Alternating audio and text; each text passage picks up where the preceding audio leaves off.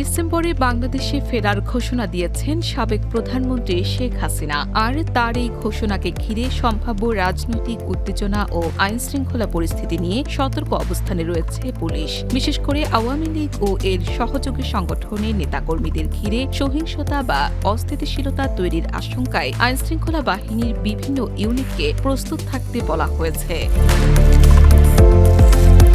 গত ৫ আগস্ট দিল্লিতে এক অনুষ্ঠানে অডিও বক্তব্যের মাধ্যমে শেখ হাসিনা জানান, তিনি ডিসেম্বরের মধ্যে বাংলাদেশে ফিরতে চান। দেশে ফিরলে গ্রেফতার, কারাবরণ কিংবা আরও কঠিন পরিণতির আশঙ্কা রয়েছে, এমন পরিস্থিতির কথাও তিনি উল্লেখ করেন। তবে সব ঝুঁকি তাকে দেশে ফেরার সিদ্ধান্ত থেকে বিরত রাখতে পারবে না বলে জানান সাবেক এই প্রধানমন্ত্রী। শেখ হাসিনার এই ঘোষণার পরেই বাংলাদেশের রাজনৈতিক অঙ্গনে নতুন করে আলোচনা শুরু হয়। কারণ ২০২৪ সালের আগস্টে ক্ষমতাচ্যুত হওয়ার পর থেকে তিনি ভারতে অবস্থান করছেন। এরই মধ্যে বাংলাদেশ সরকার তার বিরুদ্ধে বিচারিক প্রক্রিয়া চালিয়েছে এবং তাকে দেশে ফিরিয়ে আনতে ভারতের কাছে প্রত্যর্পণের অনুরোধও জানিয়েছেন। ভারত জানিয়েছে বিষয়টি তারা আইনি প্রক্রিয়ার মাধ্যমে পর্যালোচনা করছে। এদিকে শেখ হাসিনার দেশে ফেরার ঘোষণাকে কেন্দ্র করে আইনশৃঙ্খলা পরিস্থিতি নিয়ে সতর্কতা জোরদার করা হয়েছে বলে বিভিন্ন প্রতিবেদনে উঠে এসেছে। পুলিশের পক্ষ থেকে সম্ভাব্য সহিংসতা, নাশকতা কিংবা রাজনৈতিক সংঘাতের ঝুঁকি বিবেচনায় নজরদারি বাড়ানোর উদ্যোগও নেওয়া হয়েছে। বিশেষ করে নিষিদ্ধ আওয়ামী লীগ ও সংশ্লিষ্ট সংগঠনের নেতাকর্মীদের তৎপরতার উপর নজর রাখার বিষয়টি গুরুত্ব পাচ্ছে। সরকারের পক্ষ থেকেও শেখ হাসিনার দেশে ফেরার বিষয়ে অবস্থান স্পষ্ট করা হয়েছে। প্রধানমন্ত্রীর তথ্য উপদেষ্টা জাহিদুর রহমান বলেছেন, শেখ হাসিনা দেশে ফিরলে তাকে পূর্ণ নিরাপত্তা দেওয়া হবে। একই সঙ্গে তার সব আইনি ও সাংবিধানিক অধিকার নিশ্চিত করে বিচারিক প্রক্রিয়ার মুখোমুখি করা হবে।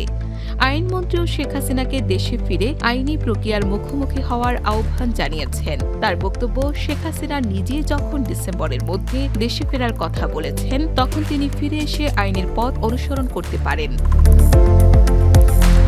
তবে শেখ হাসিনার দেশে ফেরার বিষয়টি শুধু আইনশৃঙ্খলার প্রশ্ন নয়, এর সঙ্গে জড়িয়ে আছে বাংলাদেশের রাজনীতির ভবিষ্যৎ এবং আওয়ামী লীগের রাজনৈতিক অবস্থানও। শেখ হাসিনা তার বক্তব্যে আওয়ামী লীগের ওপর থাকা নিষেধাজ্ঞা প্রত্যাহারের দাবি জানিয়েছেন। একই সঙ্গে তিনি দেশের রাজনৈতিক কর্মকাণ্ডের সুযোগ তৈরি করার আহ্বান জানিয়েছেন। অন্যদিকে ২০২৪ সালের আন্দোলনে নেতৃত্ব দেওয়া রাজনৈতিক শক্তিগুলোর অবস্থান সম্পূর্ণ ভিন্ন।